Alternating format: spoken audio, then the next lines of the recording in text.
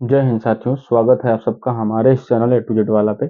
और आज हम लोग बात करने वाले हैं फिजिक्स चैप्टर 1। जो हम लोग बात कर रहे थे लास्ट वीडियो में, हम लोगों ने देखा कि वैद्युत द्विध्रुव क्या था और वैद्युत द्विध्रुव की अच्छी रेखा पर कोई एक बिंदु था और वहां पे वैद्युत क्षेत्र की तीव्रता क्या थी।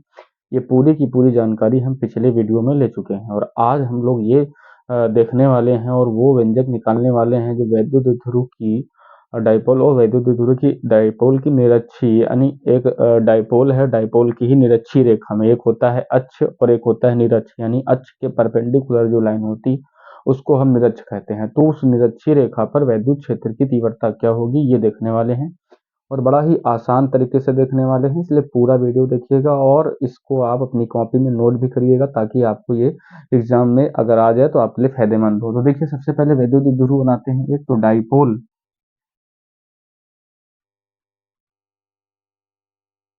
ये वैद्युत द्विध्रुव हो गया A B, minus Q plus Q और बीच में एक पॉइंट है ओ। यहाँ से यहाँ तक की दूरी है एल, इधर की भी दूरी है एल, यानी टोटल दूरी कितनी होती है 2l। डाइपोल के लिए अपनी सुविधा अनुसार दूरी जो मानते हैं वो 2l मानते हैं। यानी अगर आपसे कहा जाए कि द्विध्रुव, एक द्विध्रुव है उसमें दो आवेश परस्पर 10 मीटर की दूरी पर है, तो किसकी वैल्यू है 2l की वैल्यू है, ना कि l की वैल्यू है। अब यहाँ पर इसी की अक्ष पर, निरक्ष पर एक बिंदु मान लिया ऊपर, एक बिंदु O से ये दूरी R है। ऐसा हमने माना कि इसकी निरक्षी रेखा पर बिंदु O से R दूरी पर एक बिंदु P है जिस पर वैद्युत क्षेत्र की तीव्रता हमें ज्ञात करनी है।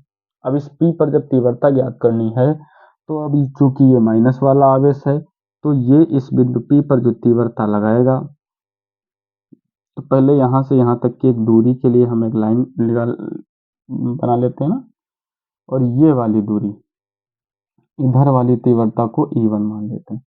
माइनस क्यू जो P पे तीव्रता लगाएगा वो उसकी दिशा माइनस वाले पे, आपको पता है अगर किसी बिंदु पर माइनस आवेश की तीव्रता पता करनी है तो उसकी दिशा उसी आवेश की तरफ होती है।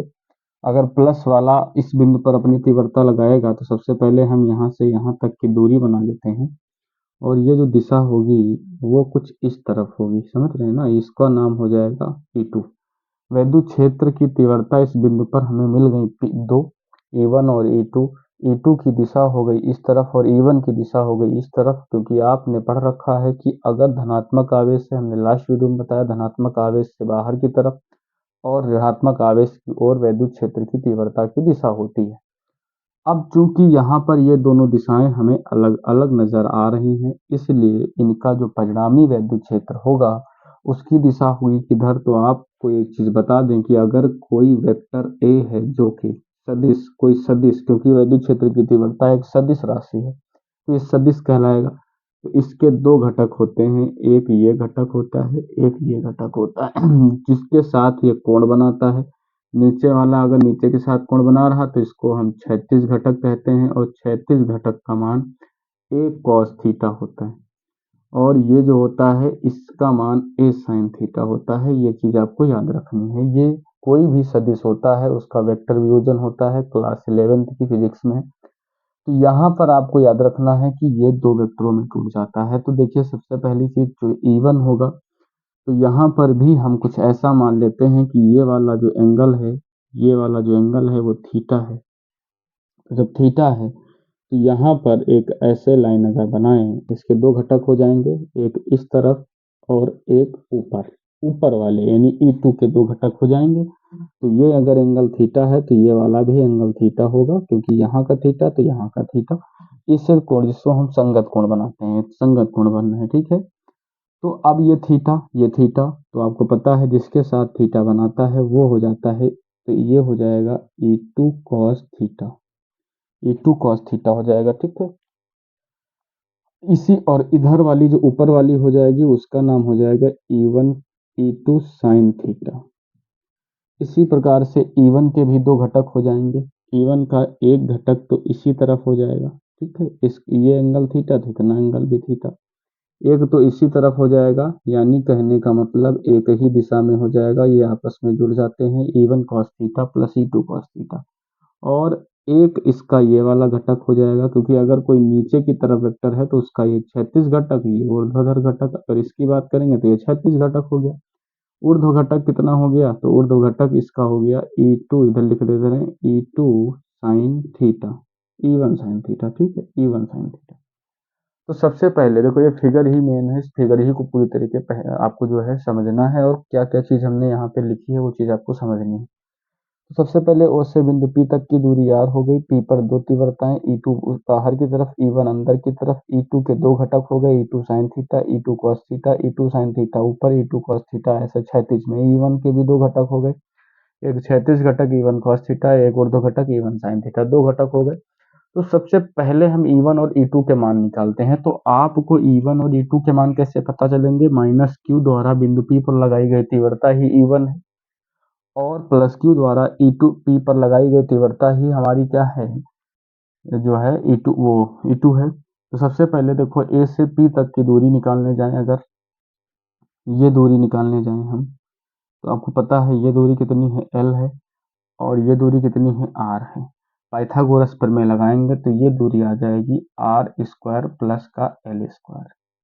ये वाली दूरी जब निकालने जाएंगे तो ये भी आ जाएगी आर स्क्वायर प्लस के एल स्क्वायर। कैसे निकालना है, पाइथागोरस थ्योरम से आप निकाल लीजिएगा। अब आइए आप यहाँ पर पूरी की पूरी चीज जितनी मैंने आपको बोला है वो आपको हिंदी में बाकायदा लिख भी लेना है, कि माना एक वैद्युत ध्रुव जिसका मध्य बिंदु O है, और ओ बिंदु, मध्य बिंदु O से R दूरी पर निरक्षीय रेखा में एक बिंदु P है, इस बिंदु P पर वैद्युत क्षेत्र की तीव्रता ज्ञात करनी है, प्लस A। अब जो A वाला है बिंदु A, तो बिंदु A, या ऐसे लिखते हैं माइनस क्यू द्वारा P पर तीव्रता, तो क्या आएगी, E1 बराबर, फार्मूला आपको पता है, 1/4πε0 होता है, और जो आवेश होता है वो आवेश लेते हैं, और जो दूरी होती है उसका स्क्वायर लेते हैं। दूरी है रूट में R square plus L square, और इसका स्क्वायर लेते हैं। तो E1 की वैल्यू कितनी आ गई, 1/4πε0, और Q upon R square plus का एल स्क्वायर, ये आ गई समीकरण। इसको एक मान लेते हैं। इसी प्रकार से अगर E2 निकालने जाते हैं, यहाँ पे लिख देते हैं प्लस क्यू द्वारा P पर तीव्रता। तो जब इस पे निकालने जाएंगे तो E2 बराबर लिखे लेंगे कि 1/4πε0 हो जाएगा, Q अपान तीव्रता है, दूरी भी वही है, तो यानी R square plus L square, ये भी आ जाएगा। बात समझ गए, यानी दोनों की तीव्रताएं बिल्कुल सेम आ गई। और दोनों की तीव्रताएं बिल्कुल सेम आ गई तो इससे निष्कर्ष से निकल गया कि E2 और E1 समान है। तो इसके ये जो विपरीत घटक हैं, यानी ऊपर की तरफ E2 है, नीचे की तरफ E1 है, तो E1 और E2 तो वैसे भी समान है, साइन थीटा वो भी समान है। तो ये दोनों आपस में क्या हो जाएंगे, कट जाएंगे, यानी कैंसिल आउट हो जाएंगे। तो आप यहाँ पे लिखोगे दोनों के दोनों के ऊर्ध्व घटक परस्पर निरस्त हो जाते हैं, निरस्त हो जाते हैं, ये चीज आपको लिख लेना है। तथा तथा क्षैतिज घटक आपस में जुड़ जाते हैं, ये लिख लिया, आपस में जुड़ जाते हैं। तो अब क्षैतिज घटक आपस में जुड़ जाते हैं, तो इसके लिए देखो हम क्या करते हैं, आप यहाँ लिखोगे तब कुल तीव्रता, यहाँ हो जाएगा आपका E बराबर E1 cos theta plus E2 cos theta. तो यहाँ पर जो है E1 और E2 दोनों समान है, दोनों के मान रखोगे तो समान ही आएगा, cos थीटा भी समान है। तो कुल मिला के आप ये दोनों जब सेम चीजें आपस में जोड़ोगे तो इसको चाहे जोड़ लो चाहे दो से गुणा कर लो, यानी हम ऐसे लिख लेते हैं 2 इंटू, और कोई एक मान लिख लो, E1 और E2 के मान तो समान ही है।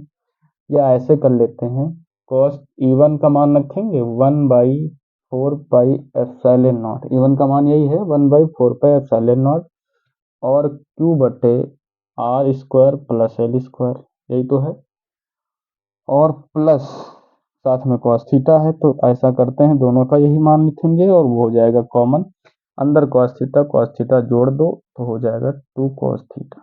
ठीक, ऐसा कुछ आ जाएगा। आगे देख लेते हैं यहाँ पे, यहाँ पे देखते हैं ई बराबर, अब 1/4 पाई एप्सिलॉन नॉट है Q upon R square plus L square है, साथ में 2 कॉस थीटा का मान है। कॉस थीटा का मान यहाँ से निकाल लो आप, कॉस थीटा का मान निकालो, आप ऐसा लिख देना यहाँ पे, कॉस थीटा का मान किससे निकालें, त्रिभुज O B P, O B P में कॉस थीटा आधार बटे कर्ण होता है, आधार है आपका एल और कर्ण है आपका under root R square plus का एल स्क्वायर, ये तो है कर्ण, ये लिख लेंगे। अब देखो जरा, यहीं पे 2 के बाद कॉस थीटा है तो कॉस थीटा का मान लिख लेते हैं L upon under root R square plus L square. R की जो वैल्यू है वो एल की तुलना में बहुत ज़्यादा है, यानी तो उसका जो स्क्वायर होगा, यानी R square is greater than L square, अतः एल स्क्वायर को छोड़ने पर इसको छोड़ देते हैं, तो ई बराबर 1/4 पाई एप्सिलॉन नॉट हो जाएगा और 2QL हो जाएगा, ऊपर हो जाएगा 2QL और आर स्क्वायर यहाँ बचा, एल स्क्वायर तो काम खत्म हो गया, आर स्क्वायर बचा, रूट में है तो आर आया ये दूसरे वाले से। अब आपका क्या आ गया, इधर लिख लेते हैं, ठीक है। ई बराबर 1/4 पाई एप्सिलॉन नॉट, 2QL को क्या लिखते हैं P, द्विध्रुव आघूर्ण है, पिछले वीडियो को जरूर देखें, P अपॉन आर क्यूब। तो निरक्षीय रेखा में वैद्युत क्षेत्र की तीव्रता कितनी होती है, ये आपके सामने लिख दिया, E बराबर 1/4 पाई एप्सिलॉन नॉट और P अपॉन आर क्यूब। समझ गए, यानी एक बार और अगर ट्राई करें और देखें तो आपको E1 और E2 की वैल्यू सेम निकल के आई थी, आपने सेम देखा था, ठीक है। प्लस क्यू वाली जो थी वो E2 थी, माइनस क्यू वाली जो E1 थी। अब चूंकि E1 और E2 परस्पर कुछ कोण पे जा रहे हैं, तो ऐसे केस में E1 और E2 दो घटकों में वियोजित हो जाता है, क्षैतिज घटक और ऊर्ध्व घटक, E1 cos थीटा तथा E2 sin थीटा। आप ये भी चीज लिखना, E2 दो घटकों में वियोजित हो जाता है, E2 sin थीटा तथा E2 cos थीटा, और E1 भी दो घटकों में वियोजित हो जाता है, E1 cos थीटा और E1 sin थीटा। E1 और E2 समान होने के कारण इनके ऊर्ध्व घटक परस्पर निरस्त हो जाते हैं और क्षैतिज घटक आपस में जुड़ जाते हैं। तो क्षैतिज घटक कौन कौन से थे, E1 cos theta, E2 cos theta, आपस में जोड़ा, सब कुछ सेम था, cos cos मिलके 2 cos हो गया। cos की वैल्यू इस चित्र से निकाल ली, और चित्र से निकाली तो आधार बटे कर्ण वाला फार्मूला लगा दिया और रख के, आर स्क्वायर बहुत बड़ा होता है एल स्क्वायर की तुलना में, तो एल स्क्वायर को हटा देते हैं, आर स्क्वायर का मान रख लेते हैं, और एल स्क्वायर जब हट जाता है तो ये आर क्यूब और 2QL किसकी वैल्यू है P। बात समझ गए होंगे। तो ये हो गया निरक्षीय स्थिति में, इसको नोट कर लो, फिर आगे दूसरे टॉपिक की बात करते हैं। अगला टॉपिक हमारा जो होगा वो होगा एक समान बाह्य वैद्युत क्षेत्र में रखे वैद्युत द्विध्रुव पर लगने वाले बलयुग्म का आघूर्ण, ठीक है। हम लोग पढ़ने वाले हैं कि अगर कोई डाइपोल है और उसको हम उठा के किसी इलेक्ट्रिक फील्ड में रख देते हैं, ठीक, ये हमारे पास एक इलेक्ट्रिक फील्ड है जिसकी डायरेक्शन इस तरफ है, इस तरफ हमने रख दिया, तो आपको पता है कि अगर वैद्युत क्षेत्र में किसी भी आवेश को रखते हैं ना, कोई भी आवेश उठाओ उसको वैद्युत क्षेत्र में रख दो, तो वैद्युत क्षेत्र में किसी भी आवेश को रखने पर उस पर एक बल लगता है, और उस बल की वैल्यू क्या होती है, QE। कितना फोर्स लगता है, QE।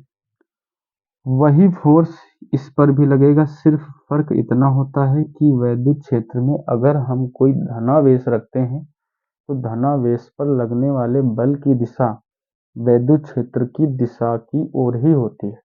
अगर कोई हम माइनस का आवेश रखते हैं तो उसकी दिशा वैद्युत क्षेत्र के विपरीत होती है। आप समझ रहे हैं, ये हो गया।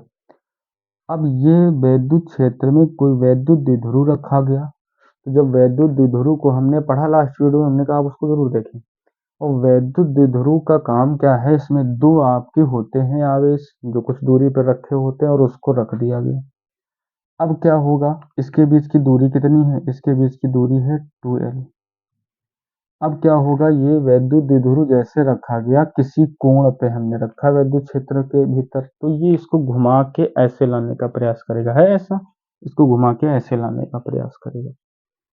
और जब इसको घुमा के ऐसे लाने का प्रयास करेगा, तो इसका मतलब है कि ये घूम रहा, और घूमने के टाइम पे जो बल काम करता है उसको आघूर्ण कहा जाता है। दूसरी चीज, बल युग्म का आघूर्ण, यानी आघूर्ण जो है वो बल युग्म का लग रहा, कैसे, एक बल ये हो गया, एक बल ये, तो ये बन गया युग्मी पेयर्स यानी जोड़ा। एक उधर खींच रहा है, ये इधर, तो इसको खींच कर सीधा लाने की कोशिश करते हैं। तो आप वैद्युत द्विध्रुव आघूर्ण की परिभाषा में ये लिख सकते हो कि जब हम किसी वैद्युत द्विध्रुव को किसी वैद्युत क्षेत्र में रखते हैं, तो यह वैद्युत द्विध्रुव जो होता है वैद्युत क्षेत्र की रेखा में आने का प्रयास करता है। और जब वैद्युत क्षेत्र की रेखा में प्रयास करता है, तो ऐसी स्थिति में लगने वाले बल युग्म को द्विध्रुव का बल युग्म का आघूर्ण कहते हैं। आप समझ रहे हैं, यानी इसको जैसे हमने रखा, तो ये क्या होगा, एक ऐसा दोनों सिरों पे, दोनों आवेशों पे ऐसा बल लगेगा कि ये इसको घूम के इस अवस्था वैद्युत क्षेत्र की दिशा में संरेखित करने का प्रयास करते हैं। इस बलयुग्म को क्या कहते हैं, बलयुग्म का आघूर्ण कहते हैं। अब बलयुग्म का आघूर्ण चेक कर लेते हैं हम कैसे। तो ये तो मान लेना, सबसे पहले माना एक विद्युत क्षेत्र, जिसमें विद्युत क्षेत्र ई है, जिसमें एक वैद्युत द्विध्रुव आघूर्ण रखा गया है। वैद्युत द्विध्रुव आघूर्ण माइनस क्यू प्लस क्यू है, ये सब चीजें लिख लेना है। और इस पर दो बल कार्य करते हैं, क्यू ई और क्यू ई, ये भी हो गया, F1 और F2 दोनों के मान भी समान है, तो आपको इतना लिख लेना है। अब बात आती है वैद्युत द्विध्रुव आघूर्ण जो बलयुग्म का आघूर्ण है, इसका फार्मूला क्या होता है। तो ये जब चीज हो जाती है, तो यहाँ एक और चीज देखनी है, पहले देख लेते हैं। बल युग्म का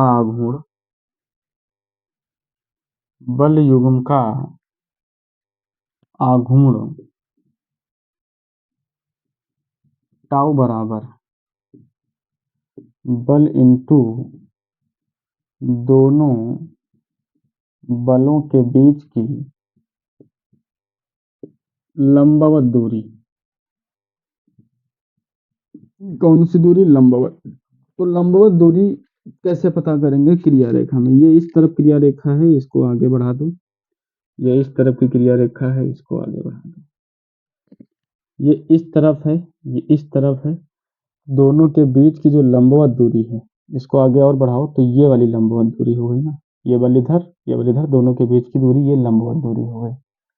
अब लंबवत दूरी आपको निकालना है। ये बिंदु हो गया आपका ए, ये हो गया बी, इसको मान लेना ओ। ठीक, तो यहाँ पे लंबवत दूरी कैसे निकलेंगे, तो ओ ए बी में ऐसे निकालने अगर, तो ओ ए बी में, त्रिभुज ओ ए बी में हम लगाएं साइन थीटा। लंबवत दूरी यहाँ पे पहले लिख लेते हैं। बल कितना है आपका, Q इंटू ई, और दोनों बलों के बीच की लंबवत दूरी कितनी है, ओ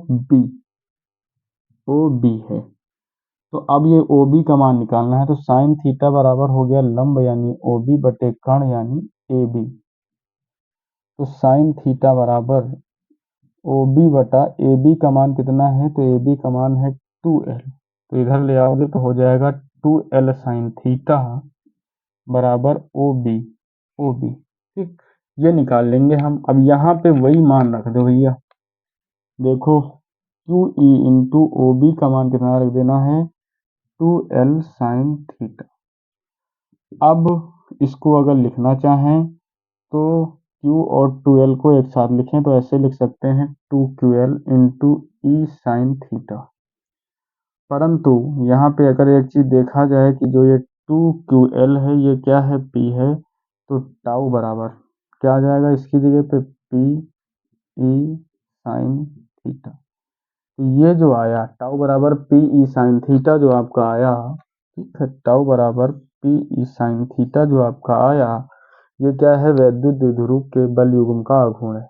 द्विध्रुव को किसी वैद्युत क्षेत्र में एक समान वैद्युत क्षेत्र है, वहां जब रखा जा रहा तो इस पर लगने वाले बलयुग्म का आघूर्ण कितना है, टाउ बराबर पीई साइन थीटा। सदिश रूप में लिखा जाता है तो इसको ऐसे लिखते हैं, क्योंकि दोनों ही सदिश राशि हैं, तो टाउ बराबर, टाउ भी एक सदिश राशि है, तो टाउ सदिश टाउ, ये टाउ वेक्टर बराबर P vector into E vector. अब साइन थीटा का महत्तम मान, साइन थीटा का जो महत्तम मान है यहाँ ऐसे लिख सकते हो, थीटा बराबर 90 पर टाउ का मान अधिकतम होता है, सबसे अधिक होता है, यानी टाउ मैक्सिमम की वैल्यू पीई होती, टाउ मैक्सिमम की वैल्यू कितनी होती है, पी। ठीक बात समझ गए। तो ये चीज़ आपको पता चल जाएगी कि टाउ मैक्सिमम की वैल्यू पी होती है। और आपको अगर परिभाषा लिखनी है तो मैंने कहा आपको परिभाषा में कैसे लिखना है कि जब किसी वैद्युत द्विध्रुव को एक समान वैद्युत क्षेत्र में रख देते हैं तो वैद्युत द्विध्रुव पर एक बल युग्म कार्य करने लगता है, और यह बल युग्म क्या करता है, उसको वैद्युत क्षेत्र की दिशा में संरेखित करने का प्रयास करता है। इस लगने वाले बल युग्म को प्रत्यानयन बल युग्म का आघूर्ण या वैद्युत द्विध्रुव के बल युग्म का आघूर्ण टाउ कहते हैं। ठीक है, ऐसा कुछ आपको लिख लेना है। तो बस इतना ही रखते हैं इस वीडियो में, फिर बाकी की बात करते हैं नेक्स्ट वीडियो में। और नेक्स्ट वीडियो में आपको मिलने वाले हैं चैप्टर 1 की न्यूमेरिकल, कहीं मत जाइएगा, लगातार बने रहिएगा। तो आपको जो न्यूमेरिकल हैं कुमार मित्तल की बुक के सारे करवाते हैं, और जो एक्स्ट्रा होंगे, इंपॉर्टेंट होंगे, प्रीवियस ईयर के होंगे, वो सारे के सारे IMP PY की, यानी सारे के सारे आपको करवाने वाले हैं। तो फिर मिलते हैं नेक्स्ट वीडियो में, तब तक आप लोगों तक चैनल को शेयर करो, सब्सक्राइब करो और लाइक करो। जो समस्या हो उसको कमेंट बॉक्स में बताओ। ठीक है, मिलते हैं नेक्स्ट वीडियो में, धन्यवाद।